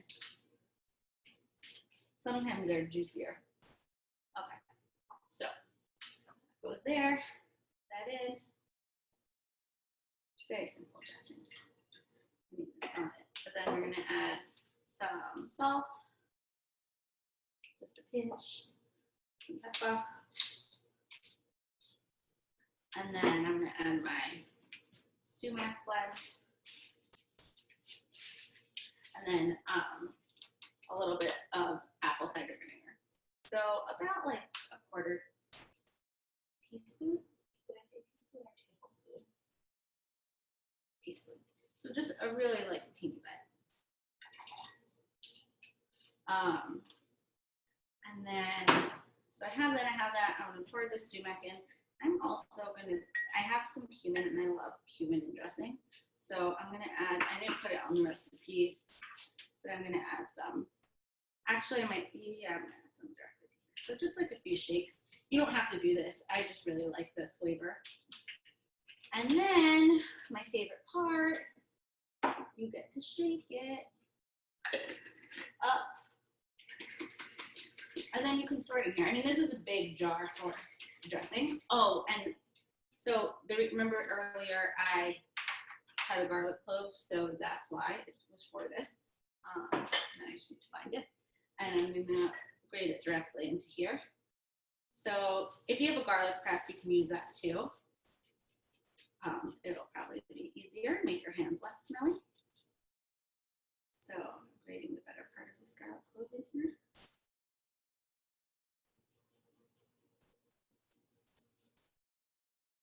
I love using a microplane. You have to be careful because even this part is sharp. I've like cut myself on this part.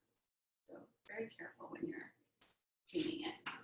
And then I'll put the lid back on and give it another shake. And then I'll dress this closer to when I want to eat it. And then the other finishing touch for the salad is fresh mint and fresh parsley. I love fresh everything. Every kind of herb.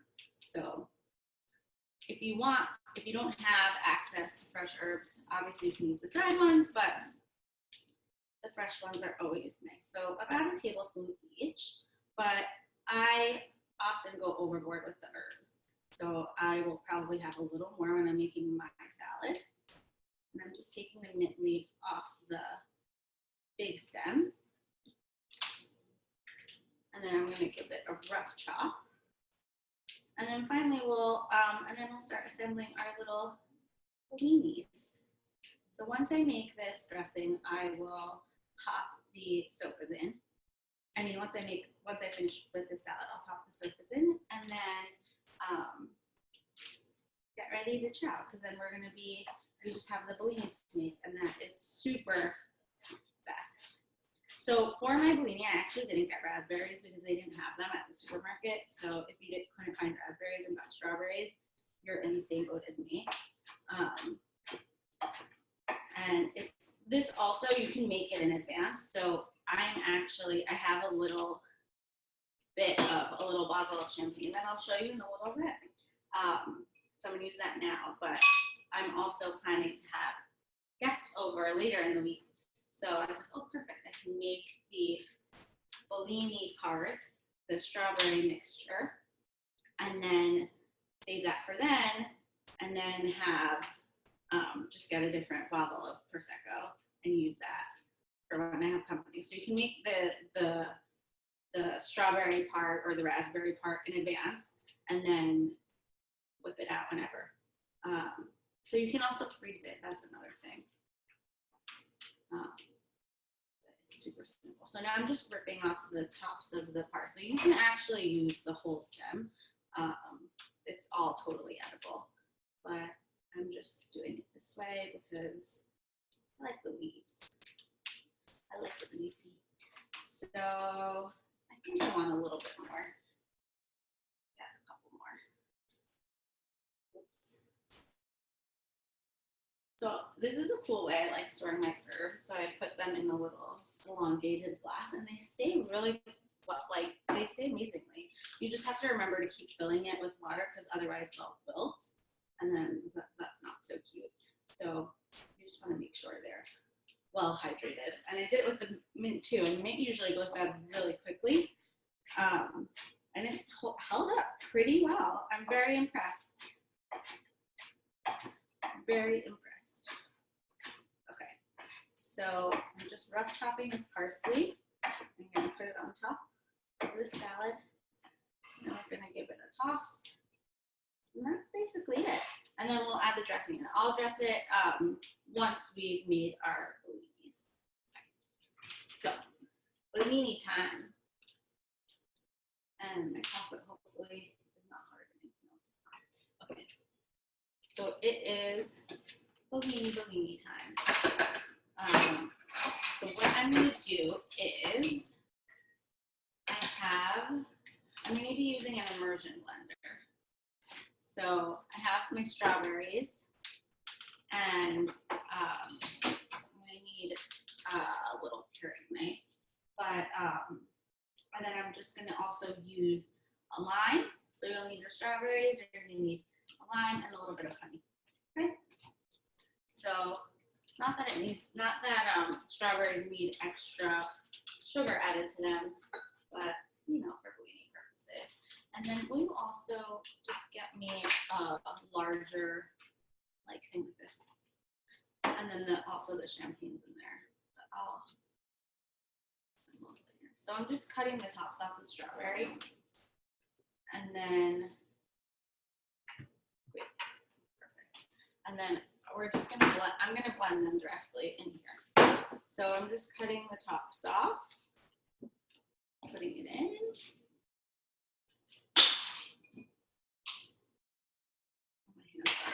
I'm gonna go wash my hands quickly. I'm nervous they're garlicky.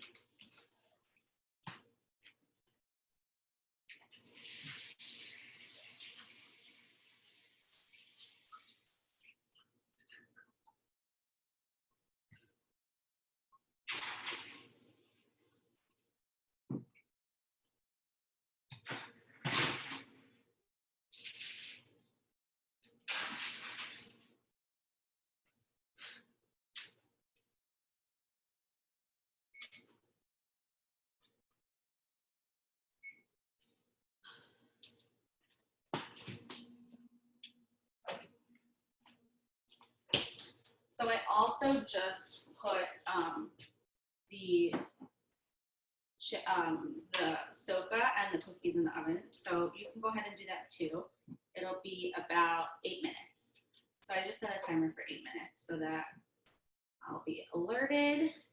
And I'm just cutting this off. And you can, if you wanted, you could cook this down, but I'm just gonna do a fresh strawberry Bae-lini, and then I'm gonna save some for garnish. I think this is plenty. And then just a teensy bit of lime juice. I'll just cut it over here. And I love limes because they have no teeth. So I never have to worry about getting it in whatever I'm making.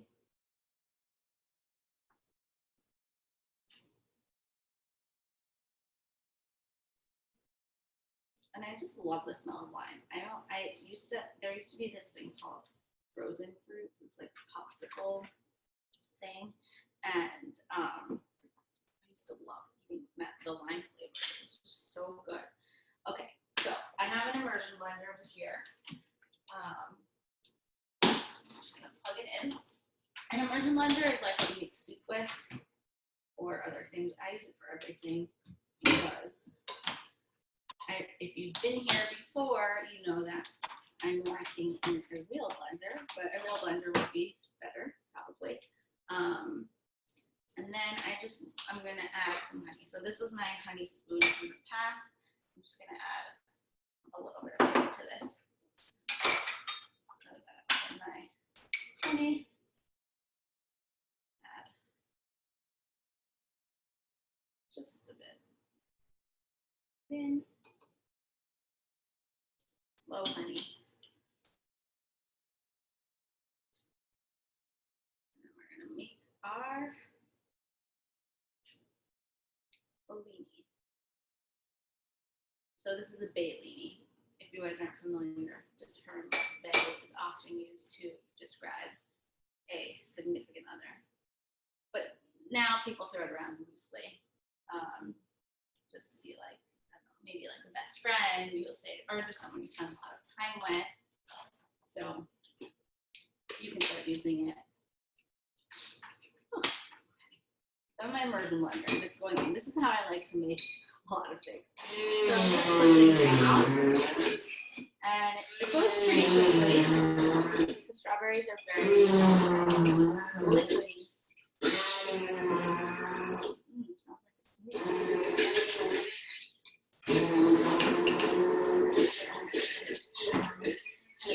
Getting loud here. Excuse me for 2 minutes.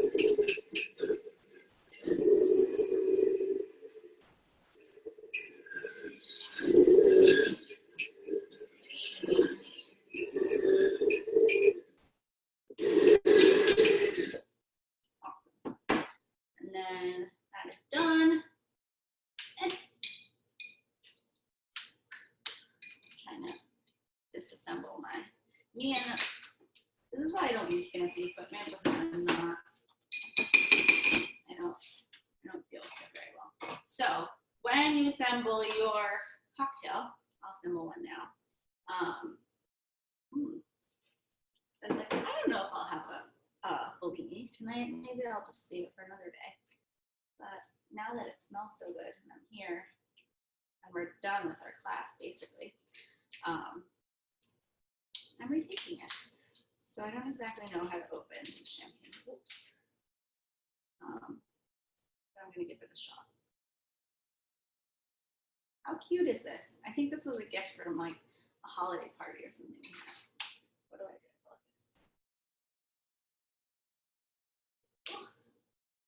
Guys, you're watching me open my first bottle of champagne.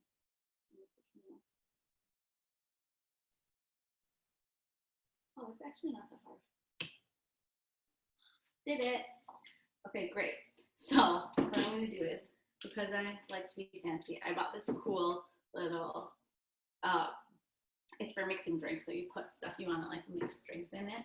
So I'm going to transfer this to here and keep it in there for when the guests come. And, oh, I forgot a topping for the salad, but I'll show you in a second. So here we go. Put that in.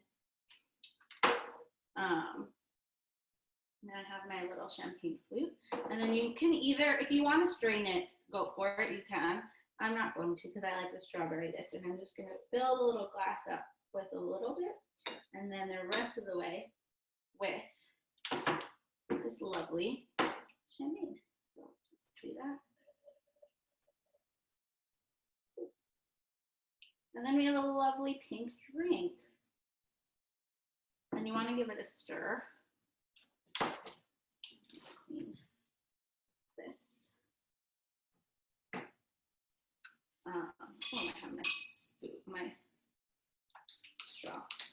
That'll be the best stir. And then just give it a little stir. I'm gonna add a little bit more champagne. But that is basically the gist of it. And here you go. Cheers. Very tasty. Not too sweet. Perfect for Valentine's Day. This like really reminds me of summer, this drink. Okay, now back to the salad. So we have everything for the salad. The one thing that I forgot to add, which is I was gonna add it as a garnish, is sunflower seeds. So I have sunflower seeds around my house. So I just thought it would go really well.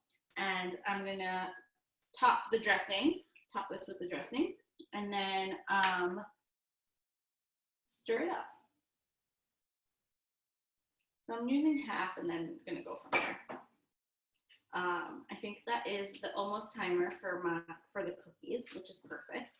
And then I will show you how I dip them. Will you also bring a salad tosser thing? Oh, I dropped my. Like this, or? Yeah, that's fine.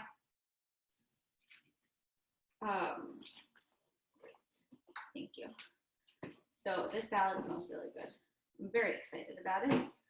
I love roasted vegetables and then turning them into a salad. It's also a great way, like if you make roasted vegetables for the week, this is a great way to turn it into a salad. You just make a dressing and then you toss it all together. And voila. Beautiful. And now that my salad is nicely tossed, I'm going to sprinkle some sunflower seeds around it, and then it's going to look really nice. Perfect. Are the cookies done? Yeah. Will you bring them here? And I have a trivet, so I'm just gonna move this stuff. All this stuff will go. Okay, awesome. So my trick for cooling cookies faster, is why is that? I don't know. I'm not sure. I think this flour is funny. Cooling cookies faster is putting them on a cold surface. So that's why oftentimes I put cookies on parchment paper so that they cool, so I can take it off so that they can cool faster. And then what you can do is you can take some chocolate and drizzle it over. But what I like to do is dip the cookies once they're a little cooler. I think they might need a few more minutes. How are the Socas doing? Good. I think the mushroom, the onion, tomatoes done. The goat cheese mushroom, the goat cheese isn't like that melted, but what do you think? It's more of the bread. They can stay in, they're fine. I think the bread's probably. You want to come grab this and put this back in? Yeah.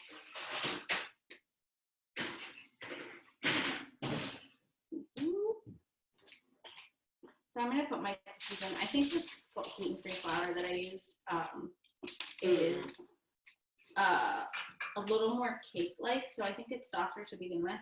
But it says 8 to 10 minutes, so I'll give it 2 more minutes. And in the meantime, I will answer any questions. I'm going to end the recording in a few minutes. So for the cookies, when you get them out of the oven, you just let them cool a bit and then dip half of them in the chocolate. You can also drizzle them with chocolate. And I'm so excited to see how everything comes out. Thank you so much for joining me. It was so much fun cooking with you. I loved all these Valentine's Day treats, especially this little concoction. And I hope you guys make this with your friends and family. And don't forget, of course, to follow me on Instagram. I know that if you're here, you probably already do at the Nonna Gaby, but make sure that if and when you create any or recreate any of these yummy treats, to hashtag Nonna Gaby and tag me in the comments so I can see and root you on for being a badass in the kitchen. So cheers, thank you so much, and enjoy your meal.